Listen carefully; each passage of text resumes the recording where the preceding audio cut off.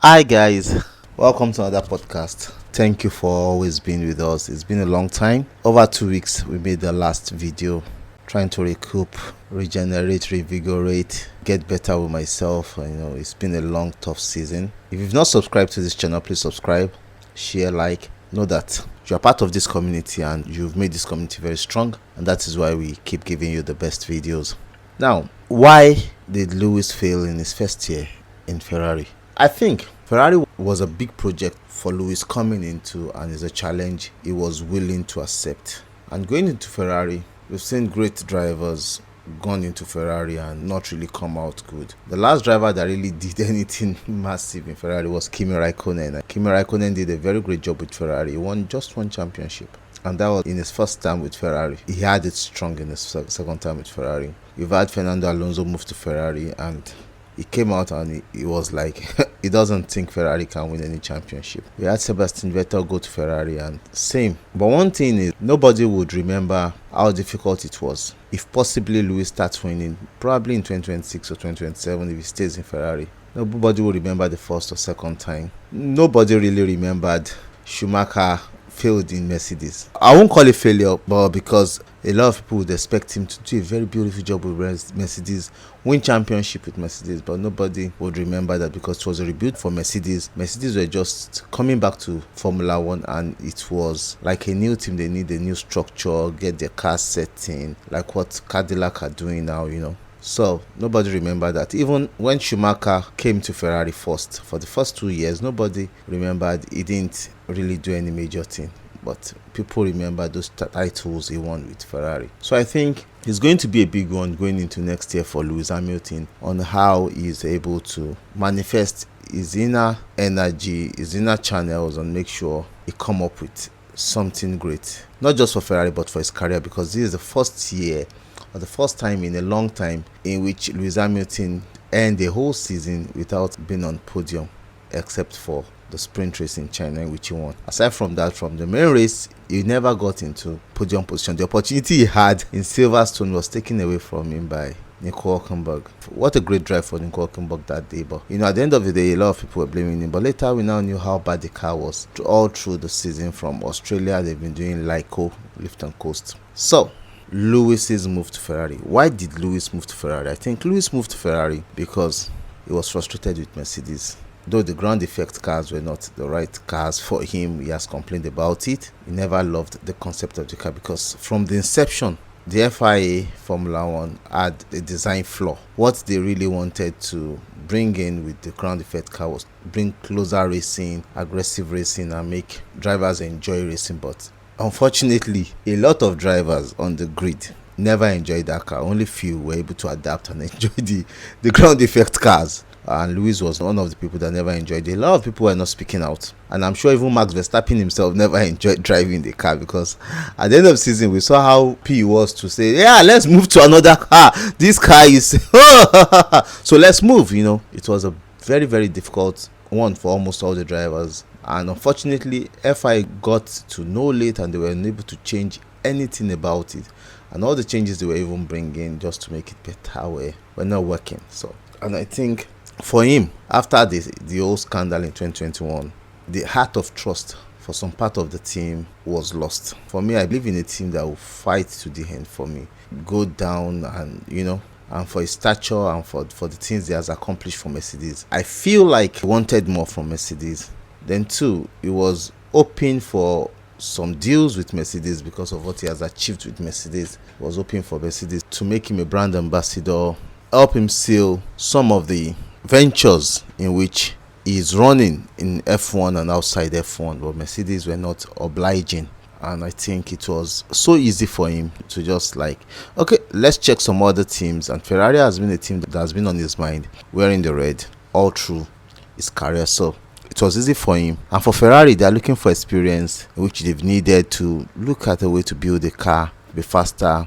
Bringing a 7-time champion is not just for market, for shares, for money, but for win, because every win on the track is an advantage to the team. So I think that was one of the reasons why Ferrari brought him. For him, it's a win for him if he goes to Ferrari and try to win another championship, which means he would have raced for 3 different teams in Formula 1 and had won a championship, at least a championship for each of those teams he had raced for.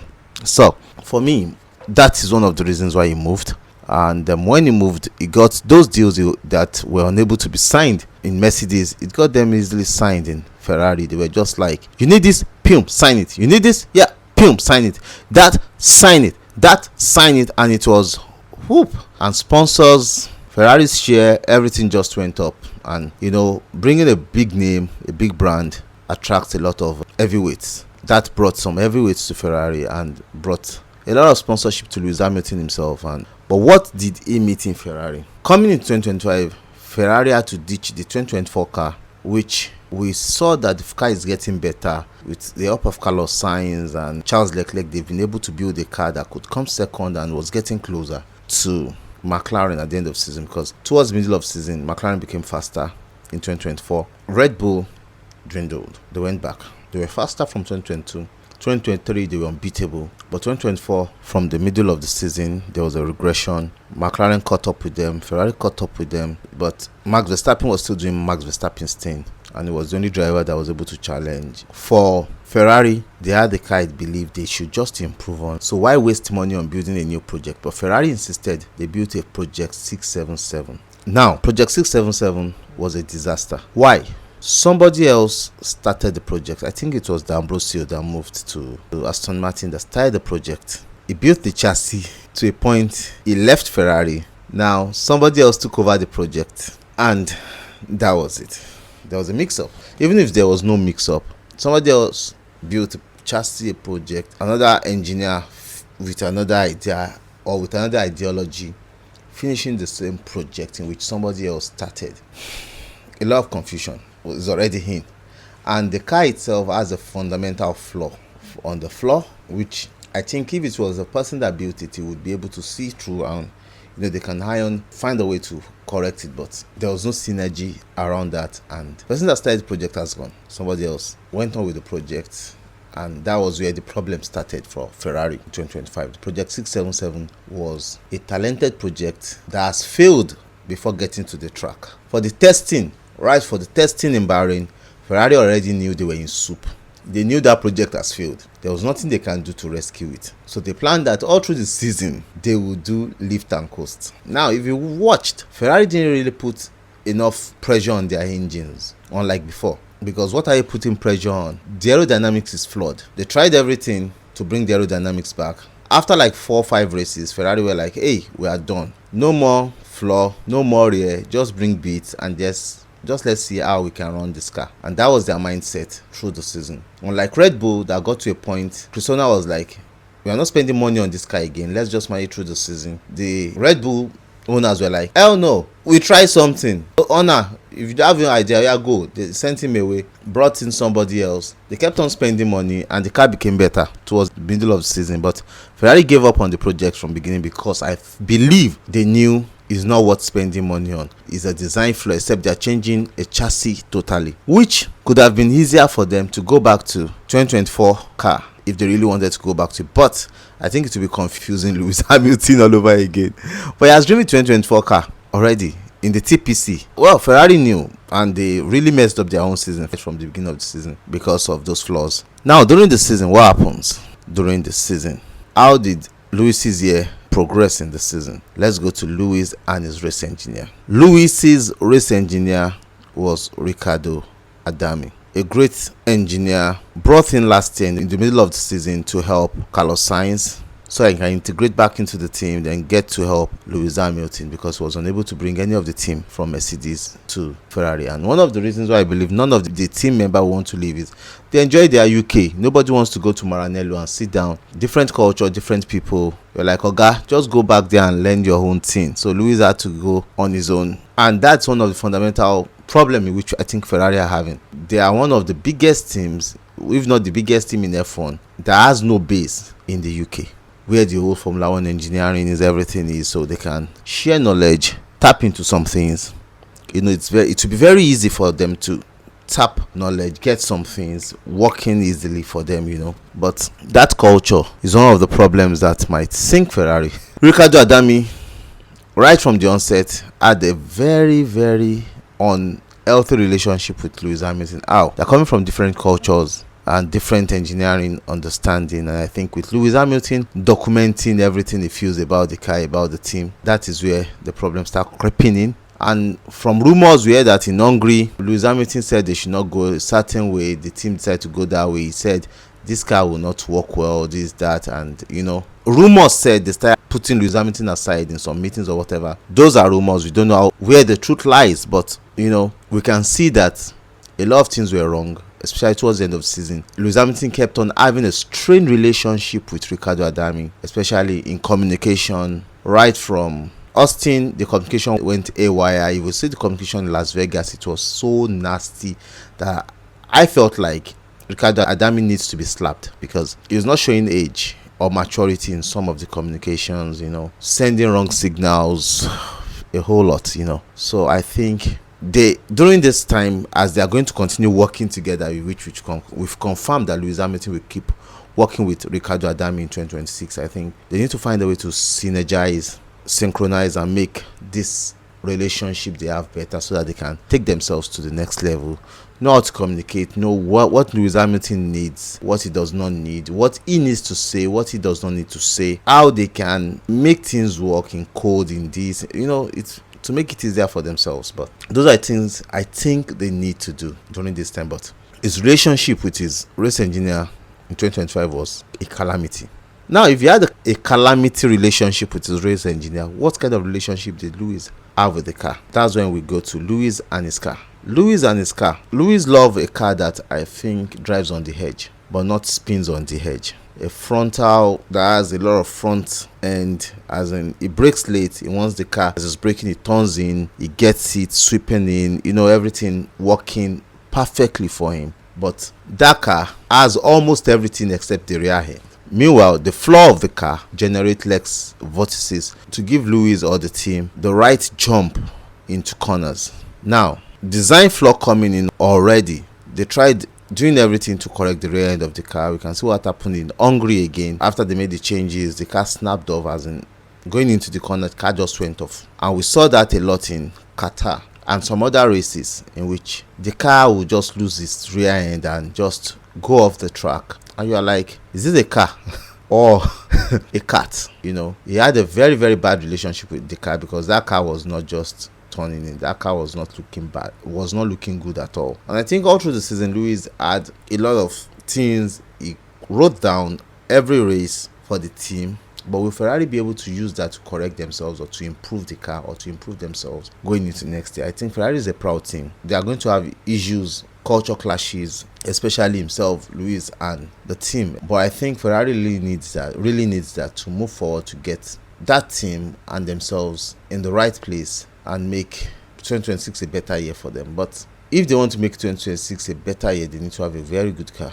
If they don't have a good car, it's going to be another 2025 reloaded or reloading for Ferrari. Now, how did Elkann, Fred Vasseur, and the leadership in Ferrari, how did they affect Ferrari? I think Elkann and the leadership have not done a great job. I think this time should be when they gather around the drivers, the team. Oh, we've made a mistake. There has been a design error. How can we manage it? When you are coming out to talk with the media, they need to talk with maturity, give honest opinion, support the team, support the driver, knowing fully that they are putting a lot of weight into next year. But Elkann came out as an economist, messed the whole engineering up, thought it was economics. The Ferrari main guys behind team didn't do a good job to manage the situation. I think Fred Vasseur was the only matured person in the house, trying to manage Lewis, manage the team, manage Charles Leclerc, trying to make things look like, oh yeah, we have a problem, but we are trying to solve it, which a great leader should do. We have a problem, but we have to solve. We have to find a way to solve it. The drivers can get emotional. They can talk out,